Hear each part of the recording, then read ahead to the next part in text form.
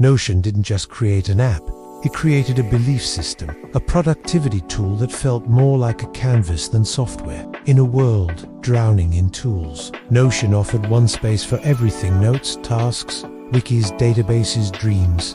It was a blank page with infinite potential. No rigid structure, no corporate coldness, just freedom, elegance, and control. While other tools told you how to work, Notion asked, "How do you want to work?" It gave people power with no manual.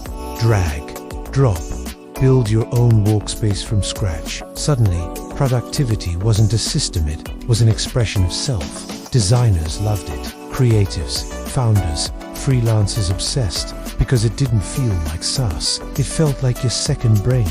But the brilliance didn't stop at features. Notion's aesthetic was its secret weapon. Soft colors, elegant typography, minimalism so clean it felt therapeutic. In a chaotic digital world, Notion was peaceful, and that feeling turned users into evangelists. They weren't just using Notion, they were creating templates, filming tutorials, writing guides, selling workspaces. The community exploded. YouTube, Chikitoki, Hejichi, filled with Notion lovers sharing setups.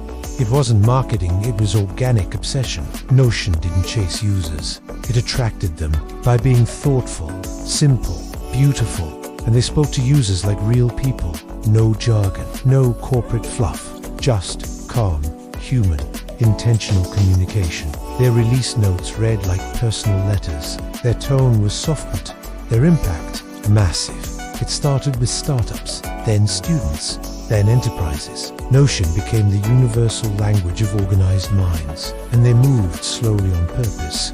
While competitors shipped features fast, Notion took its time, obsessed over detail, polished every pixel. Every update felt like an event. People weren't just users, they were fans. Notion didn't need billboards. It had YouTubers, influencers, word of mouth.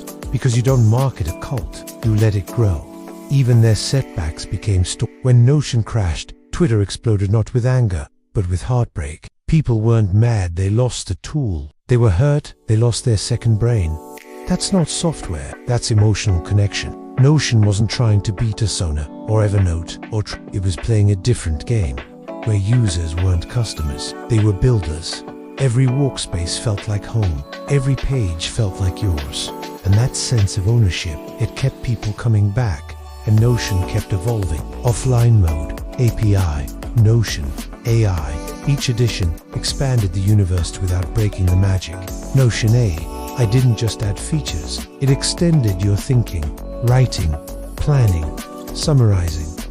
Now Notion could not only store your thoughts, it could amplify them, and that's how it stayed ahead.